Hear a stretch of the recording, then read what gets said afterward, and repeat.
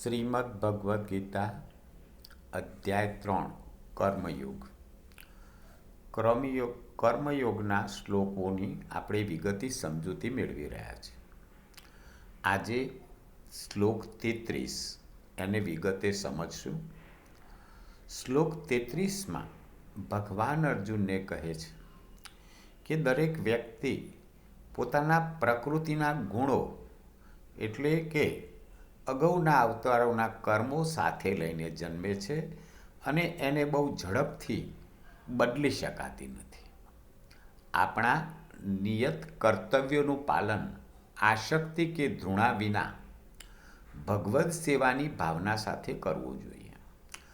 જો ભગવદ સેવાની ભાવના સાથે આપણે કોઈ કર્મ કરશું તો આપણા જે પ્રકૃતિજન્ય ગુણો છે, આપણા જે અગાઉના જન્મોના સંસ્કારો છે, એને યોગ્ય માર્ગે વાળી શકીશું. પ્રથમ આપણે શ્લોક 33નું પઠન કરીએ, પછી વિગતે આ જ શ્લોકને ઉદાહરણ સહિત સમજીએ. આપ છેલ્લે સુધી આ શ્લોક સાંભળશો. બહુ જ સરસ સમજૂતી ભગવાને અર્જુનના માધ્યમથી આપણને આપી છે. શ્લોક 33. સદૃશં ચેષ્ટતે સ્વસ્યાઃ પ્રકૃતિર્જ્ઞાનવાનપી પ્રકૃતિમ યાન્તિ ભૂતાની નિગ્રહ કિમ કરિષ્યતિ. અર્થાત સઘળા પ્રાણીઓ પ્રકૃતિને પ્રાપ્ત થાય છે. જ્ઞાની મહાપુરુષ પણ પોતાની પ્રકૃતિ અનુસાર ચેષ્ટા કરે છે. પછી એમાં કોઈની હઠ શું કરશે? તો દરેક વ્યક્તિ પોતાની પ્રકૃતિ પ્રમાણે ચેષ્ટા કરે છે એટલે વર્તે છે. કોઈ પ્રાણી છે તો એની પ્રકૃતિ પ્રમાણે ચેષ્ટા કરશે, માણસ છે તો એની પ્રકૃતિ પ્રમાણે ચેષ્ટા કરશે, પક્ષી છે તો એની પ્રકૃતિ પ્રમાણે ચેષ્ટા કરશે. લોકો પોતાની પ્રકૃતિથી પ્રેરિત થઈને તેમના વ્યક્તિગત ગુણોને આધારે કર્મ કરવાનું વલણ ધરાવે છે. તો દરેક વ્યક્તિના વ્યક્તિગત ગુણો હોય છે. આપણે જોઈએ છે કે એક જ વાતાવરણમાં ઉછરેલા બંને ભાઈની પ્રકૃતિ અલગ હોય. એટલું જ નહીં, બે સાથે જન્મેલા જોડિયા બાળકો બંનેના સ્વભાવ અલગ હોય. કારણ શું છે કે એ પોતાની પ્રકૃતિ અને અગાઉના જન્મોના કર્મો સાથે લઈને આ જન્મમાં એનું કર્મનું વલણ ધરાવે છે. જે લોકો સૈદ્ધાંતિક રીતે આ જાણે છે તેમના ઉપર પણ એમના અનંત જન્મોના સંસ્કારો, આ જન્મનું પ્રારબ્ધ અને તેમના મન અને બુદ્ધિ એની વ્યક્તિગત લાક્ષણિકતાઓના પોટલા લદાય છે. આપણે કોઈ કહીએ છીએ કે આ વ્યક્તિ આવો છે, આ વ્યક્તિ આમ છે, તેમ છે, પરંતુ એ એના અનેક જન્મોના સંસ્કારો લઈને જન્મે છે અને એના મન અને બુદ્ધિ પર વ્યક્તિગત લાક્ષણિકતાઓના અગાઉના જન્મોના ઘણા બધા પોટલા લદાયેલા છે. એને એકદમ દૂર નથી કરી શકાતા. અહીં ભગવાન કહે છે કે એને ધીરે ધીરે ધીરે ઓછું કરી શકાય. તેમને માટે આદતો અને પ્રકૃતિના દબાણનો પ્રતિકાર કરવો કઠણ છે. એટલે પ્રકૃતિનું એના પર જે દબાણ છે એનો વિરોધ કરવા જઈશું તો ઉલટા પરિણામો મળશે.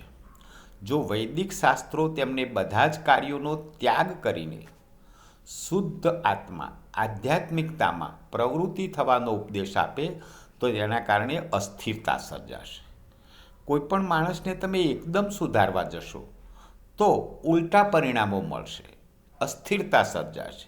કારણ કે પ્રકૃતિજન્ય સંસ્કારો લઈને જન્મ્યો છે. એમાં બદલાવ આવી શકે, એને જુદી દિશામાં વાળી શકાય, પણ ધીમે ધીમે ધીમે વાળી શકાય. એકદમ અપેક્ષા ન રાખી શકાય કે આ વ્યક્તિનો સ્વભાવ હું બદલું, તો એ બદલવું શક્ય નથી એવું ભગવાન જણાવી રહ્યા છે. આવું બનાવટી દમન બિન ઉત્પાદક બની રહેશે. જો બનાવટી દમન કરવામાં આવશે એના પર, એનું કોઈ પરિણામ નહીં મળે. આધ્યાત્મિક ઉત્કર્ષ માટે ઉચિત અને સુગમ માર્ગ એ છે કે આદતોને ધીમે ધીમે ભગવદ દિશામાં સમાયોજિત કરવી જોઈએ. જે કંઈ એના પૂર્વજન્મના સંસ્કારોના કારણે એને ટેવો પડી છે, આદતો પડી છે, એને ધીરે ધીરે ભગવદ દિશામાં વાળવી જોઈએ. આપણે નદીને વહેતી રોકી શકતા નથી, પરંતુ તેને યોગ્ય દિશામાં વાળી શકીએ.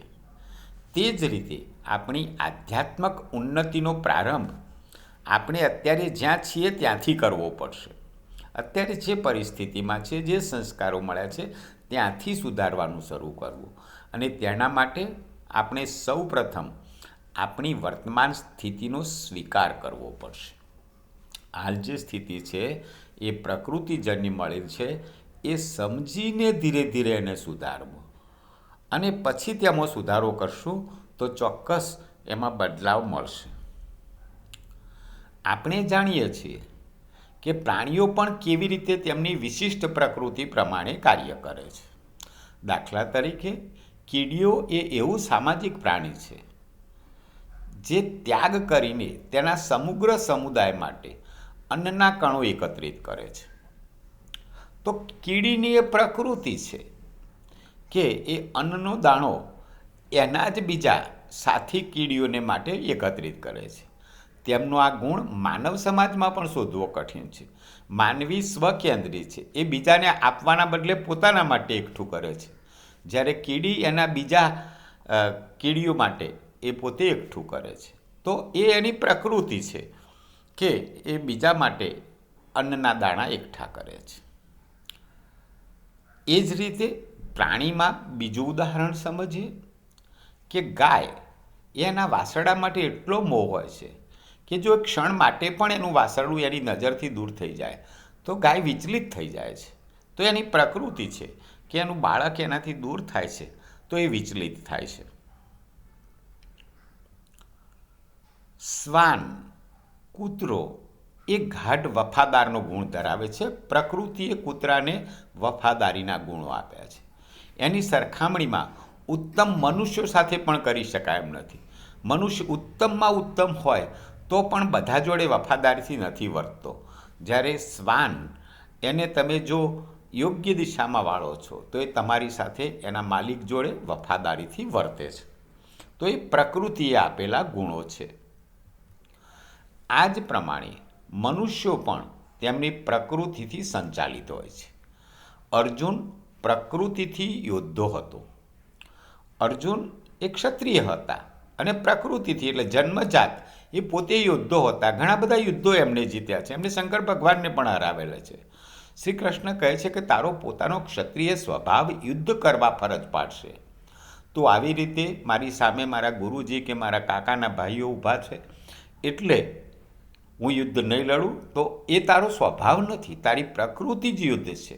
તું એક તરફ તારી પોતાની વૃત્તિથી દોરવાઈ જઈશ જે તારી પ્રકૃતિમાં જન્મી છે. સાંસારિક સુખના લક્ષ્યને ભગવદ પ્રાપ્તિના લક્ષ્યમાં પરિવર્તન કરીને આપણા નિયત કર્તવ્યોનું પાલન આસક્તિ કે ધૃણા વિના ભગવત સેવાની ભાવના સાથે કરવું જોઈએ. તો એ ભગવાન કહે છે ભલે આપણને પ્રકૃતિ તરફથી જે કંઈ સંસ્કારો ગુણો મળ્યા છે, પણ ધીરે ધીમે એમાં પરિવર્તન લાવી અને આપણું કોઈ પણ કર્તવ્ય એમાં આપણો આસક્તિ એટલે આપણું પોતાનો સ્વાર્થ ન રાખવો જોઈએ અને કોઈના પર ધૃણા ન કરવી જોઈએ અને ધીરે ધીરે ભગવત સેવામાં આપણી પ્રકૃતિને વાળવી જોઈએ. પ્રત્યેક મનુષ્ય પોતાની પ્રકૃતિને સાથે લઈને જન્મે છે. આથી તેણે પોતાની પ્રકૃતિ અનુસાર કર્મો કરવા જ પડે છે. અને એટલા માટે ભગવાન આગળના શ્લોકમાં એટલે હવે પછી 34મા શ્લોકમાં પ્રકૃતિને શુદ્ધ કરવાનો ઉપાય બતાવે છે. એ આપણે 34મા શ્લોકમાં સમજશું. ત્યાં સુધી આપ રાહ જુઓ. પણ આપણી જન્મજાત સંસ્કારો એમાં શુદ્ધ કઈ રીતે કરી શકાય, એમાં બદલાવ કઈ રીતે લાવી શકાય, એ આપણે 34મા શ્લોકમાં સમજશું. જય શ્રી કૃષ્ણ.